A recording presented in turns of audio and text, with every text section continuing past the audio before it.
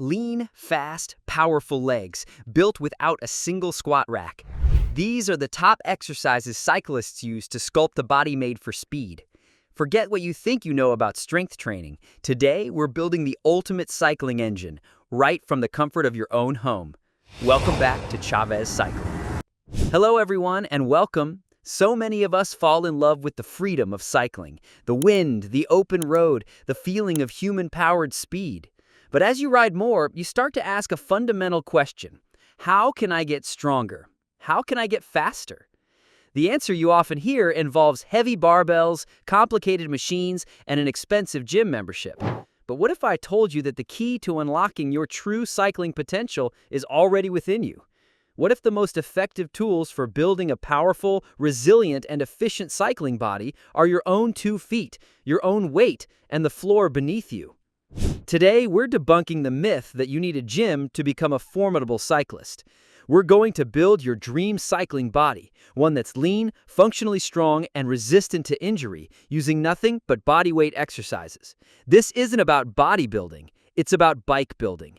We are building the engine that powers your ride. So, clear some space, grab some water, and let's get to work.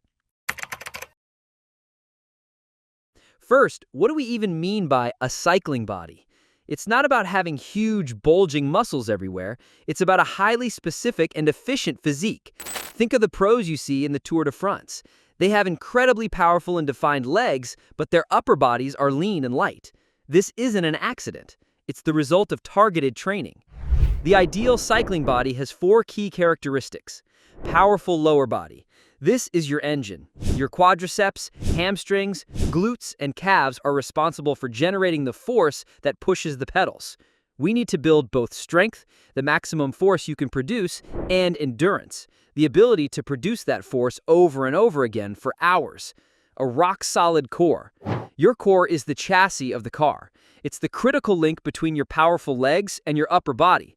A strong core transfers power efficiently, meaning none of your leg strength is wasted through a wobbly torso. It also provides stability, improves your handling of the bike, and is your #1 defense against lower back pain on long rides. A supportive, lean upper body. You don't need massive arms or a huge chest for cycling. In fact, excess muscle mass up top is just extra weight you have to carry up hills. What you do need is enough strength in your back, shoulders, and arms to maintain a comfortable and aerodynamic position on the bike for hours without fatigue or pain. Flexibility and mobility. A powerful body is useless if it's too tight to move properly. Good mobility in your hips, hamstrings, and spine allow you to get into an efficient riding position and, crucially, helps prevent the common overuse injuries that so many cyclists plague. The beauty of the no-gym approach is that bodyweight exercises are fantastic for building this exact type of functional, lean strength without adding unnecessary bulk.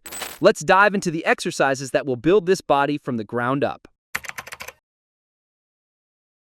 This is where the magic happens. Your legs are the pistons of your cycling engine. We will focus on compound movements that mimic the action of cycling and recruit all the major muscle groups.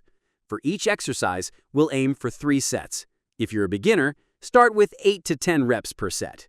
If you're more advanced, push for 15 to 20 reps. The key is perfect form. Exercise 1, the foundational air squat. Why it's essential? The squat is the king of leg exercises. It works your quads, glutes, and hamstrings all at once. For cyclists, it builds the raw strength needed for pushing down hard on the pedals, whether you're climbing a steep hill or sprinting for a town sign. How to do it? Stand with your feet shoulder-width apart, toes pointing slightly outwards. Keep your chest up and your back straight. Imagine you're trying to show off the logo on your shirt to someone in front of you. Begin the movement by pushing your hips back as if you're about to sit in a chair that's a little too far behind you. Lower yourself down until your thighs are at least parallel to the floor. If you have the mobility, go deeper. This is great for glute activation. Ensure your knees are tracting in line with your feet. Don't let them collapse inwards. Drive through your heels to return to the starting position, squeezing your glutes at the top. Progression.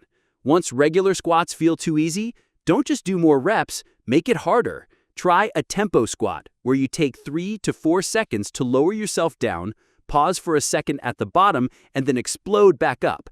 This builds muscle control and power. Exercise 2, the lunge and its variations. Why it's essential? Cycling is a unilateral activity. You push with one leg, then the other. Lunges are brilliant because they train each leg independently, exposing and correcting strength imbalances between your left and right side. They're phenomenal for building stability in your hips and knees. How to do it? Forward lunge. Stand tall, feet together. Take a large step forward with your right leg. Lower your hips until both knees are bent at a 90-degree angle. Your front knee should be directly above your ankle, and your back knee should hover just above the ground. Keep your torso upright. Don't lean forward. Push off your front foot to return to the starting position. Repeat on the other side. That's 1 rep. Variations for cyclists. Reverse lunge. Instead of stepping forward, step backward. Many people find this gentler on the knees, and it places a greater emphasis on the glutes and hamstrings. Bulgarian split squat. This is the ultimate cyclist lunge. Place the top of your back foot on a sturdy chair or couch. All your weight is on your front leg. Perform a lunge from this position. The stability challenge is immense and the strength gains are incredible. Exercise 3, the glute bridge. Why it's essential? Many cyclists are quad dominant, meaning they overuse their quads and neglect their glutes. Your glutes are the most powerful muscle in your body. Activating them properly is the secret to a powerful, efficient pedal stroke and preventing knee pain. The glute bridge isolates and awakens them. How to do it? Lie on your back with your knees bent, feet flat on the floor about hip-width apart. Your fingertips should be able to just touch your heels. Keep your arms by your sides with your palms down. Drive through your heels and lift your hips off the floor until your body forms a straight line from your shoulders to your knees. At the top, squeeze your glutes as hard as you can. Imagine you're trying to crack a walnut between them. Hold for 2 to 3 seconds. Slowly lower your hips back to the floor. Progression, this gets easy quickly. To make it harder, progress to a single leg glute bridge. Extend one leg straight out and perform the entire movement with the other leg. This will humble you and show you just how important glute strength is. Exercise 4, calf raises. Why it's essential? Your calves are the final link in the chain, providing the snap at the bottom of the pedal stroke. Strong calves improve pedaling efficiency and help prevent Achilles tendon issues. How to do it? Stand on the edge of a step or a thick book, with your heels hanging off the edge. You can hold onto a wall for balance. Slowly lower your heels as far as you can, feeling a stretch in your calves. Then push up onto the balls of your feet, raising your heels as high as possible. Squeeze your calves at the top. Control the movement on the way down. Don't just drop. Progression? The easiest way to progress is by moving to single-leg calf raises. The difference in difficulty is night and day. Exercise 5, jump squats or plyometrics. Why it's essential? So far we've built strength. Now let's build power. Power is strength applied quickly. Plyometrics or jump training teaches your muscles to contract forcefully and rapidly, perfect for sprinting or powering over a short, steep climb. How to do it? Perform a regular air squat. From the bottom of the squat, instead of just standing up, explode upwards into a jump. Land softly, absorbing the impact by immediately going into your next squat. Try to land as quietly as a cat. This should be a continuous, fluid motion. Important note, plyometrics are high impact. Only add these once you have a solid foundation of strength from the other exercises and have no joint pain. Start with just 2 sets of 5 to 8 reps. Quality over quantity is paramount here. Your legs can be as strong as a pro's, but if your core is weak, all that power leaks out. A stable core is non-negotiable. It keeps you planted on the saddle, allows you to pull on the handlebars during a hard effort, and protects your spine. Let's build it. Exercise 1, the plank. Why it's essential? The plank is the ultimate test of core stabilization. It teaches your body to resist extension, which is crucial for holding a strong aerodynamic position on the bike. It works the entire cylinder of your core, front, sides, and back. How to do it? Place your forearms on the floor with your elbows directly under your shoulders and your hands clasped. Extend your legs back, resting on your toes so your body forms a perfectly straight line from your head to your heels. Don't let your hips sag or your butt pike up into the air. Engage your core by pulling your belly button towards your spine. Squeeze your glutes. Hold this position. Start by aiming for 3 sets of 30 seconds and build up to 60 seconds or more. Variation. Don't forget the side plank. Lie on your side, propped up on one elbow, and lift your hips. This targets the obliques, which are crucial for preventing side-to-side rocking on the bike. Exercise 2. The bird dog. Why it's essential? This is a surprisingly difficult exercise that builds incredible stability. It challenges your core to resist rotation while your limbs are moving, exactly what happens when you're cycling. And it also strengthens the small stabilizing muscles along your spine. How to do it? Start on all fours, in a tabletop position.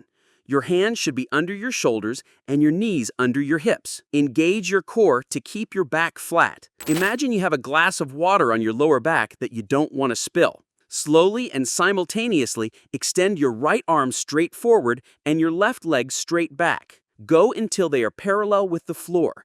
Don't raise them higher than your torso. The goal is a straight line. Hold for a second, then slowly return to the starting position with complete control. Repeat on the other side. Left arm, right leg.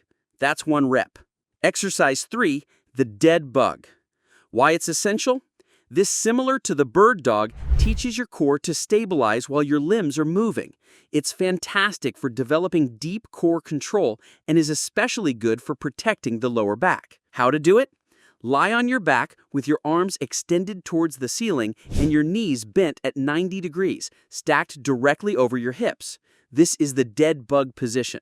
Press your lower back gently into the floor. There should be no arch. Slowly lower your right arm and your left leg towards the floor simultaneously. Lower them as far as you can without your lower back arching off the floor. This is the key. It might not be all the way to the floor at first. Return to the starting position with control and repeat on the other side. Exercise 4, leg raises. Why it's essential? This exercise targets the lower abdominals and hip flexors, which are involved in the upstroke phase of your pedaling motion. How to do it? Lie on your back, legs straight. You can place your hands under your tailbone for support. Press your lower back into the floor. Slowly lift your legs up towards the ceiling until they are perpendicular to the floor. Even more slowly, lower them back down, but don't let them touch the floor. Hover just above it and begin the next rep. The slower you go, the harder and more effective it is. Remember, we're not trying to build a bodybuilder's chest. We need a supportive frame that doesn't tire out. And we need the flexibility to stay comfortable and prevent injury. Push-ups, the classic for a reason. They build strength in your chest, shoulders, and triceps, all of which help support your weight on the handlebars. They also engage your core. If a full push-up is too hard, start with your knees on the ground. Supermans, your back is just as important as your abs. This exercise strengthens your entire posterior chain. Lie on your stomach with your arms extended in front of you. Simultaneously lift your arms, chest, and legs off the floor, holding for a few seconds. This is the antidote to the hunched-over cycling posture. Essential flexibility for cyclists. Stretching is best done after your ride or strength session when your muscles are warm. Hold each stretch for 30 to 45 seconds. Don't bounce. Hamstring stretch. From a standing position, place your heel on a low step or curb with your legs straight. Hinge at your hips, keeping your back straight until you feel a stretch down the back of your leg. Quad stretch. Stand and hold on to something for balance. Grab your right foot and gently pull your heel towards your glute, feeling the stretch in the front of your thigh. Pigeon pose. This is the ultimate stretch for the glutes and deep hip rotators, which can get very tight from cycling. Start in a push-up position, then bring your right knee forward towards your right wrist and lay your shin on the floor. Slide your left leg back and sink your hips down. Cat-cow. On all fours, first arch your back up towards the ceiling like a cat, then drop your belly down and look up like a cow. This is amazing for spinal mobility and relieving back tension after a ride. So, how do you fit this into your cycling schedule? Here's a sample week. The key is to not do a hard strength session the day before a very hard or long ride. Monday, moderate ride, anywhere from 60 to 90 minutes endurance pace. Tuesday, strength session 1, legs and core focus, air squats, 3 sets of 15 to 20 reps, Bulgarian split squats, 3 sets of 10 to 12 reps per leg, single leg glute bridges, 3 sets of 15 reps per leg, and plank, 3 sets, hold for 60 seconds. Bird dog, 3 sets of 10 reps per side. Wednesday, active recovery, anywhere from 30-minute spin or full rest. Thursday, strength session 2. This will focus on full body and power. Jump squats, 3 sets of 8 reps. Lunges, 3 sets of 15 reps per leg. Push-ups, 3 sets to failure, as many as you can do with good form. Supermans, 3 sets of 15 reps. And leg raises, 3 sets of 15 reps. Friday, ride with intensity, intervals or hill repeats. Saturday, long ride in zone 2 endurance. Sunday, rest and full body stretch session. This is just a template. Listen to your body. If you're sore, take an extra rest day. Consistency over time is what builds results. You can't out-train a bad diet. All this hard work needs to be fueled properly. We'll do a deep dive on nutrition in another video, but for now, remember 3 simple things. Fuel your rides, eat enough complex carbohydrates before you ride, repair your muscles, consume adequate protein, especially after your strength sessions and hard rides, and hydrate. Water is crucial for everything. Drink it all day. And there you have it, a complete blueprint for building a powerful, lean, and resilient cycling body without ever needing a gym. We've covered the foundational leg strength, the stabilizing core work, the supportive upper body, and the crucial flexibility that ties it all together. Remember, this is a journey. You won't look like a pro cyclist overnight. The secret is not in one heroic workout, but in the small, consistent efforts you make each week. Start with the basics, master the form, and then slowly progress. Listen to your body, fuel it well, and be patient. The strength you build in your living room will translate directly to power on the pedals, speed on the flats, and endurance on the climbs. You have everything you need to become the strongest cyclist you've ever been. Thank you so much for joining me today on Chavez Cycling. If you found this guide helpful, please hit that like button and subscribe so you don't miss our next video. Drop a comment below and let me know which of these exercises you're going to try first. Now go build that engine. I'll see you out on the road.